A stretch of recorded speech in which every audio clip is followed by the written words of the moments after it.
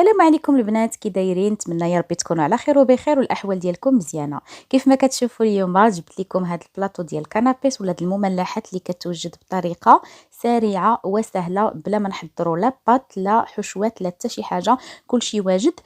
كيجي راقي في المنظر ديالو، حتى المذاق ديالو بنين. غادي تشوفوا معايا المكونات بسيطه كتواجد عندنا في المنزل، كنحتاجو يعني غير كميات قلال كيف ما غادي تشوفوا معايا. صافي تقدري تحضريه للضيوف ديالك ولا تديه معاك هكذاك مقبلات، ولا الا كنتي معروضه عند شي حد تقدري توجديهم وتديهم معاك فكيحمروا الوجه. خليكم معايا، ما غاديش نطول عليكم، غادي نشارك معكم المكونات اللي دخلت فيهم والطريقه ديال التحضير. وما تنسونيش من الاعجاب والتفاعل ديالكم، فعلوا الجرس واشتركوا معايا في القناه الا كنتم مازال ما اشتركتوش باش يوصلكم دائما الجديد. بالنسبه للمكونات فهي سهله وبسيطه كيف ما قلت لكم. غنحتاج غير دي كونتيتي اللي قلالين بزاف، بحال دابا غنحتاج في الكروفيت واحد 100 غرام تقريبا ديال الكروفيت اللي شحرتها مع شويه ديال الزعتر. هذا شويه ديال الجبن يعني بحال الجبلي، الجبن اللي منسم بالنكهه ديال الثوم والزعتر، حتى هو شويه ديال لي سوغيمي، مطيشه ديال سوغيز، طوماط سوغيز. غنحتاج لهذه الباتي دي اتون، البنات ديال الاسبان كيعرفوها، ما عرفتش في المغرب واش متوفره ولا لا. المهم غير بحال العجين ديال الطون. غنحتاج 3 البيضات مسلوقين، وغنحتاج العجين ديال الزيتون كحل حتى هي اللي حضرتها في المنزل. غنحتاج شويه ديال الطون، غنحتاج زيتون مقطع شرائح، فروماج العادي ديال الدهن، مثلثات، شويه ديال المايس، شويه ديال لي كورنيشون. غنحتاج حبه ديال لافوكا، تقريبا واحد 2 معلقات كبار ديال المايونيز، وشويه ديال الحامض اللي غادي نديرو في الصلصه ديال لافوكا باش ما كتكحليش. ومن طبيعه الحال غنحتاج البان دومي هو اللي غادي نخدم به. اول حشوه او اول خليط غادي نبدا به، غنحتاج فيه 2 ديال الفرماجات، فروماج ديال الدهن ديال المثلثات. غنضيف عليها 2 معالق كبار ديال لا مايونيز، غنضيف عليها علبه ديال الطون، وغنضيف عليها طريفات ديال لي كورنيشون مقطعين صغارين رقاق، وغنضيف عليها 2 ديال البيضات مسلوقين اللي غادي نحكهم بالحكاكه، يعني الجهه الغليظه هكذا غادي نحكهم ب2 ديال البيضات.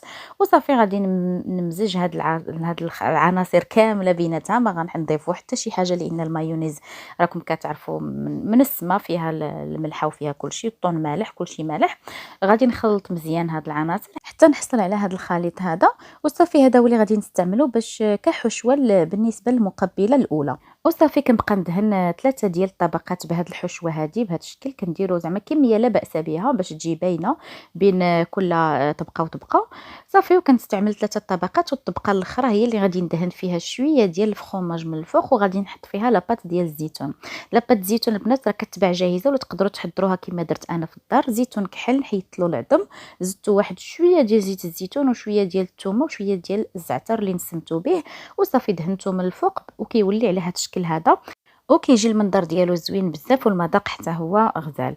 صافي غادي ناخذ واحد القطع اخرين ديال البان دومي، وغادي ندير فيهم نفس الحشوه حتى هما، غير هما غنزينهم من الفوق يعني بطبقه اخرى ماشي بزيتون اسود. غادي ندير الباتي دي اتون، غادي يعني هذيك لاباط اللي قلت لكم ديال الطون غادي ندهنها من الفوق، غتعطيها واحد اللون وردي. ولا ما كانش كتوفر عندكم تقدروا تعوضوها بمايونيز ولا فخوماج ديال الدهن، وغادي يجيكم اللون الابيض. تقدروا تزينوه من بعد بزاف ديال الحويجات. صافي غادي ندوز باش نحضر الرولي ديال غادي نديرو بجونبو. غادي ندير 4 ديال الطريفات هكذا ديال البان دومي، غادي نحاول نحط وحده على وحده في الجنيبات بحال الطريقه كيف ما كنبين في الفيديو. وغادي غادي نطلقوا شي شويه بالدلاك باش نلصق، باش نحاول نلصق ديك 4 القطع بيناتها بهذا الشكل هذا. والسمك راه كنرققو باش ما يجينيش غليظ بزاف. صافي من بعد غادي نضيف عليه الطريفات ديال البان دومي اللي تقدروا ديروا اللي بغي، الطريفات عفوا ديال الجمبون. تقدروا ديروا ديال سميتو ديال اللحم ولا ديال الديك الرومي ديال الدجاج اللي بغيتو. قبل بعدا كندهن بواحد شويه ديال الفخوماج باش نثبت هذاك الشرائح ديال الديك الرومي المدخن. بهذه الطريقه كنحاول هاد البليصات اللي جاييني يعني مطلوقين هما اللي نديرهم في الجنيبات بحال هذا الشكل. صافي من بعد كنقلبوا باش تجيني هذه هي الطبقه الخارجيه. كيف ما كتشوفوا معايا في لا فيديو. من بعد غادي الطبقه اللي لداخل غنعاود ندهنها بالفرomاج اللي وريتكم، اللي عندي منسم بالثومه وبالزعتر حتى هو. وتقدروا تاخذوا غير جبلي بوحدي، جبلي الا كان كيتوفر عندكم، وتزيدوا فيه شويه ديال الثوم، شويه ديال الاعشاب اللي بغيتوا تنسموا بها كتزيدوها وصافي. وكندهنوا بهذه الطريقه هذه. غادي نضيف شويه ديال شرائح ديال الزيتون الاخضر بحال هذا الشكل. تقدروا ديروا اللي بغيتوا البنات، يعني انا كنعطي غير اقتراحات، وممكن انكم ديروا على حسب شنو كيتوفر عندكم في المنزل نتوما. صافي كنكون ديجا فرشت له الفيلم اليمونتير من التحت قبل، وكنبقى نجمعو ونطويه بهذه الطريقه هذه اللي ساهله بزاف. كنبقى نتنيه بالبلاستيك ونخرج البلاستيك، ما نطويوش البلاستيك لداخل، دائما كنخرجوه وكنعاودو نكملوا الدوره بهذا الشكل هذا. من بعد كنقبط هاد الجنيبات هادو كنزيرهم، وكنبقى نلوي بهذه الطريقه هذه. كنتقبو بالكوردون باش نفسوه ونخرجوا ديك الهواء اللي تما، وباش يتزير لينا البلاستيك مزيان على هذا الرولي. وكنحتفظ به في الثلاجه حتى يبرد باش يسهل عليا التقطاع. غندوز باش نحضر الصلصه ديال لافوكا اللي كنوجدها بهذه الطريقه. كنقطعوا لافوكا، كنضيفوا عليها شويه ديال الابزار، شويه ديال المليحه. غنضيف عليها جوج ديال المثلثات ديال الجبن، وغادي نضيف عليها شويه ديال الحامض وشويه ديال زيت الزيتون. الحامض باش كنحافظوا على اللون ديالها، الا كنتو يعني مثلا كتحضروه قبل من انكم تسربيوه، تحضروه مثلا في الصباح وتقدموه في العشيه باش تحافظوا على اللون الاخضر ديال لافوكا. صافي وكنطحن، كنحصل على واحد الكريمه بحال هكذا اللي غنديرها في لابوش، ولا بغيتو غير دهنوها غير بالمعلقه هكذا من الفوق حتى هي كتجي زوينه. صافي غناخذ طريفه ديال بانتمير، نقطع هاد الدوائر هادو وغادي نحمرهم غير في المقله، ولا بغيتو ديروهم في الفوق تقدروا ديروهم في الفوق، ولكن غير في المقله راه كيتحمروا دغيا، ولا في لا ماشين ديال بانيني. صافي كنحصل عليهم بهذا الشكل هذا، وغادي نبدا ندير وريضات على هذا الشكل. غادي نبدا ندير بهم وريضات، وكيف ما قلت لكم الا ما بغيتوش تعقدوا الامور تقدروا غير دهنوهم هكذايا من الفوق. صافي غادي ندير وريضات، ومن بعد غادي نزينهم بالكروفيت اللي شحرته مع شويه ديال الزعتر حتى هو. وتقدروا توضعوا اي حاجه عندكم، تقدروا تكتفيو بهم غير هكا، تحطوا شويه ديال لاسيبولات، شويه ديال المعدنوس من الفوق. تقدروا تحطوا فيهم مثلا شي طريف ديال الكركاع. مهم عطا الله الافكار، كل واحد كيدير الحاجه على حسب شنو كيتوفر عنده في الدار. غندوز نحضر شكل اخر غادي نستعمل فيه حتى هو الفخوماج ديال الدهن ديال هذاك اللي منسب. غنحط عليه قطع ديال لي سوغيمي هكذا رقاقين اللي قطعتهم غنحطهم من الفوق. وواحد اخر درت فيه لاباط ديال الاتون، ولا اللي تقدروا تعوضوه بالطون العادي، حتى هو شويه الفخوماج فوق منه الطون. وصافي غنوضعوه فوق منه بحال هكذا، وغادي نضيف عليه قطع ديال الزيتون مقطعه. يعني المكونات كنبقى نلعب بهم. بغيتوا تبدلوا مثلا وديروا كفته ولا ديروا شي حاجه ديال اللحوم، غير حيت انا في الاول وقلت لكم هذا الفيديو هذا ما غنحتاجوا نطيبوا فيه حتى شي حاجه، فتقدروا بغيتوا ديروا بحال هكذا الطريفات ديال الديك الرومي المدخن ولا البولي ولا هذا، تقطعوهم صغار وديروهم بلاصه هاد لي سوغيمي فتقدروا.